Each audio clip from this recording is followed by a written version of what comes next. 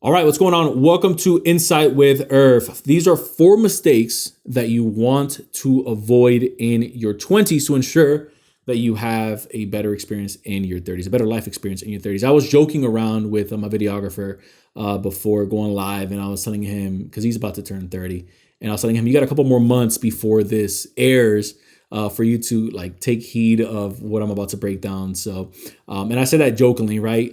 Because maybe you're listening to this and you're already in your 30s. Maybe you're listening to this and you're in your 40s. Especially, I'm looking at some of the demographics of some of our viewers, and that's right around that age group, like 25 to 44 is like our sweet spot. We have a couple of you guys in your 50s. We have a couple of you guys like fresh out of college, but that's mainly our sweet spot. And so I'm going to be speaking to 2 audiences today. The first is those of us that are still in our 20s. This is going to apply for you way more than it's going to apply for maybe someone else that's already in the 30s, kind of like myself, or somebody in their 40s or someone in their 50s. Now, for those of us that are in our 30s or 40s or 50s, don't sign off of this. Don't log off. Don't skip, right? If you're listening to this in your car, you still want to pay attention to what I'm about to break down, because even though these are things that serve you far better or far more if you're in your 20s, it's still going to help you out again if you are well past that age. Now, you do want to get a beat on this as fast as you can. So if you're listening to this and you just don't apply with what I'm about to give you, it's literally just information, a gem, helpful advice if you want to take it as that, right? Which I'd be flattered if you take it as advice, but really just suggestions that I think you can use to live a better life. The first thing that you want to watch out for, which is essentially the first mistake, is going to be you're not prioritizing skill building. I'm gonna say that again. You're not prioritizing the skills that you're building. Now, I don't want to get too lost in the weeds of the type of skills that you want to build, because I think we have other episodes out there that we've covered. Heck, you can go on YouTube right now, literally YouTube, Google, top 10 skills for 2023, top 10 skills for 2024, whatever it is, whenever it is that you're listening to this. But you're just not prioritizing the skills altogether, whether that's writing copy, whether that's getting better at videography, whether that's getting better at communicating in front of a camera with content, whether that's your soft skills of how you articulate a message to your team. If you're maybe in a career that's, hey, are there certain credentials or certain certifications that you can get that's going to give you a nice bump when you go out there in a competitive market to maybe ask for an increase in your wage, or to maybe ask for an increase to a client when you're trying to justify, hey, this is why I charge how much I charge. Skills is what ultimately pays the bills. But that's a good step forward. I think that skills that are stacked ultimately help you build a fortune. So you want to pay attention to skills. Do not neglect it. One of the ways that I heard it put is the most expensive, it's essentially the biggest expense that we have isn't taxes. The biggest expense that we have isn't a divorce, right? They took half the house, they took the kids, they took the dogs. The most expensive tax that we pay is ignorance tax. Taking that a step forward, and I heard this from someone, so I can't take credit for it, but the person that I heard it from said it like this. They said, let's say that your goal is to make $1 million in a year, and you only make $100,000 a year. Life is essentially taxing you $900,000 for you not knowing how to make $1 million. Like, when I heard it put that way, and obviously it doesn't need to be $1 million, it could be $250,000 and you're making 100K. Life is taxing you 150K a year. If you want to make 100K and you're at 50, life is taxing you 50K a year. I don't know about you guys, but that's far more than most of us pay in taxes. Like, if you're listening to this, odds are you aren't paying $50,000 in taxes. If you're listening to this, odds are you aren't paying $1 million in taxes. If you listen to this and you want to get to 10 million, odds are, and you're at $1 million, odds are life right now isn't taxing you 9 million, or the IRS isn't taxing you $9 million. And so the second mistake that you want to watch out for in your 20s is your energy levels. You're not taking advantage of your energy levels. This is why they say have kids young, even though now in 2023, I really do think that that's kind of getting pushed back. Like, people aren't having kids like our parents were. Like, I was my mom's 4th kid, right? My mom was 30.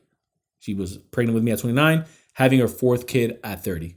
Most of us aren't having our first kid in 2023, 2024, and beyond until right around that. And that gap is getting pushed back right around 30, 31, 32, 33. Like, I have friends in their 30s, been married for a couple of years. They still don't have kids. Why do I bring that up? When you're in your 20s, there's certain things that you can do with your energy that you just can't do in your 40s. And for those of us that are a bit older, you guys know where I'm coming from with this, right?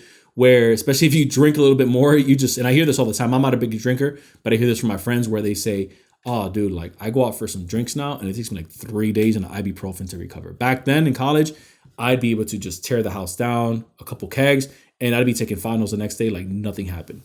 For me, I see it more so of things that I want to attack, where when you're in your 20s, you almost have, or at least hopefully most of us have, this boldness that you have in your 20s. Maybe it's because life hasn't smacked you around just yet, so that can be like a pro and a con. But you also have like this boldness of, dude, I can take that on. I can do that. Right now, some of that comes with being a little naive, just not understanding how things work. But the other half of that comes with you having energy levels that you can just do more, right? You have less responsibilities in terms of a family. You have less responsibilities in terms of maybe a career that you need to stick to, right? You have maybe less responsibilities of, you can kind of screw around a little bit more with even your diet than when you can if you're in your 40s or in your 50s, where if you just look at food, when you're getting a little bit older, you start gaining weight. In your 20s, and I was having this conversation with my wife, I told her, man, it's getting a little bit harder to kind of trim the weight off if I have like an extra cheat meal in the weekend versus when I was like 25, 26, I would have literally ice cream, pizza, some chips over the weekend. And then by like Wednesday, I had to go to the gym, do some cardio Monday, Tuesday. By Wednesday, I'd be pretty much back to the weight that I was originally. Now, it takes at least 2 weeks to kind of get back into that shape, which kind of ties into you watching that energy when you're in your 20s. And this is why I said earlier, if you're in your 30s, you're listening to this, you're not necessarily old, but you do start to feel that difference kind of creeping up on you, especially when you're not taking care of your physical states. You do start to especially watch that in your 40s and in your 50s. So maybe that one may not be as applicable to you, but in that case, you definitely want to take care of your diet and of your workout regimen. Number 3 is you're not taking advantage of your risk tolerance. This one's a big one. I remember one of the biggest decisions that I ever made was when I moved to South Florida when I first got married. I think that we had got married in February.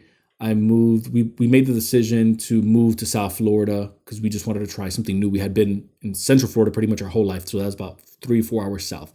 Brand new market. No one knew us. No sphere of influence.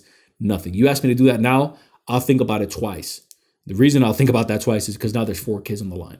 The reason why I'll think about that twice is because now there's a bigger team that I have to manage. The reason why I'll think about that twice is because now my wife has more of a leadership role inside of the church that we serve at. So these are things that you want to pay attention to when you're younger, because the risk tolerance of what you have to lose is like right here. And it's so backwards, where I hear someone say, well, I don't have anything going for me, especially when they're younger. And I hear that. And I think to myself, that's freaking amazing. Because that means that if you have nothing going for you, that means you have nothing to lose. So you should be the person literally putting it all on red. You should be the person rolling the dice, because if you lose, dude, it's just you. Like, you don't have an organization yet. You don't have an entire family to feed. Odds are you're probably watching this and you maybe still have some of your parents taking care of some of your bills, and that's totally fine. You're maybe at the point where you still have like your part-time job, or you kind of have a full-time job, but you're still dabbling around in a couple of things because you still kind of have mom and dad, or maybe you have a sibling that's kind of helping you out.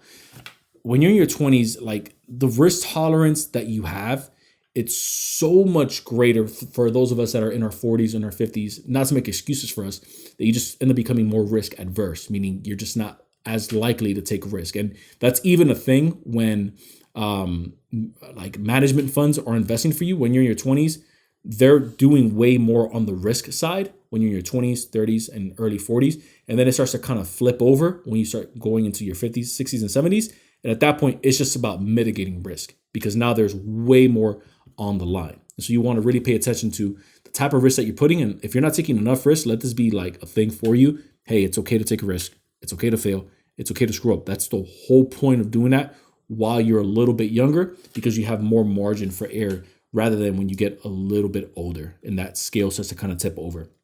And then the fourth and final mistake that you want to pay attention to in your 20s is, and this is kind of like a split, so I'll say how I have it written down, is you're buying stuff without a return, and then you're investing in stuff without full knowledge. I'll say that again. So A risk that you want to pay attention to in your 20s is that you're buying stuff that you're not going to see a return on, and or you're investing into stuff that you don't necessarily understand enough about.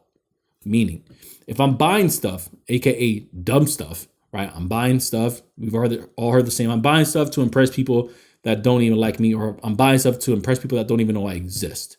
You're really just doing it for external validation, where if you're buying this stuff, it should be for you, the basic needs. So if I'm honest with you, if you're buying stuff and you're not seeing a return on it, it's because you're not buying the right stuff. So every move at this point that I'm making, it's because I'm going to see a return on it. If I'm buying this microphone, I'm not just buying it for glitz and glamour. I'm buying it because we want to sound better so that we can bring out better content, so that we can sound better for our audience, so that we can attract a new audience, so that we can continue to serve the audience that we have. If I buy a light to my right, it's not so that, hey, I just have an extra light to say, hey, hoorah, I bought an extra light. It's so that we can get a return on that, again, so that our content looks better. Even if you're buying merch, like you're into shoes, you're into bags, I would find a way to monetize that, and I would find a way to really kind of like work that in to my sphere of genius, so to speak. Now, you're probably thinking to yourself, well, Irv, I don't own a business, or I don't run a business. Like, how exactly can I get a return on stuff that I buy? You want to pay attention to the stuff that you buy. Hey, am I buying education? And I'm not just talking about education school. Like, that's its own different thing. I'm talking about, again, education with skills, kind of like what we mentioned earlier, where you're just not prioritizing it. So on that, you're going to get a return. But really the second part of this, which is, I think it's crucial, especially in a day and age where people are desperate, is you're investing into stuff that you know nothing about. And so you saw an ad that you clicked on that said you can become a real estate millionaire in the next 30 days if you just take this course, or if you just watch this video. You know nothing about that. You don't know enough about that. And the reason why a lot of people get taken advantage of by these get rich quick schemes is because they haven't prioritized the first couple things that we listed inside of this podcast, which is getting skilled. When you're skilled, you don't have to depend off of easy fixes or quick pills or get fast quick schemes, because you understand, hey, there's a certain price that I have to pay for the skills that I have. It's either going to be with your money, so you're going to be investing in a mentor and a coach, or you are going to be investing it with your time, which in my opinion, you really want to do that in your 20s. And if, again, you're watching this in your 30s and your 40s, like, never stop learning. That's one of the main things. So you can still do that, right? That's still applicable to all of us. So that's essentially it when it comes to just 4 different mistakes that I see people in their 20s making. And they end up paying for it in the 30s. Like, I see it all the time, where people that I went to school with, or even college with, people that I worked with, and not to throw shade or anything, but they kind of just kept doing the same things over and over and over and over and over again, and until it just caught up. And then age starts to kind of catch up, and you're saying, man, in my 20s, I can work, 40, 50, 60 hours for a company. And I could do that in my 20s, in my 40s, my 50s, when you start to have a family, when they start to kind of ask you to come back in on your days off, when you start feeling that burnout creeping, you start to realize, man, I should have really prioritized either A, learning more about investments, or B, learning more about how to build my business, if that's the route that you want to take, or C, how can I add an additional source of income, which again comes through skill building and comes through taking risk.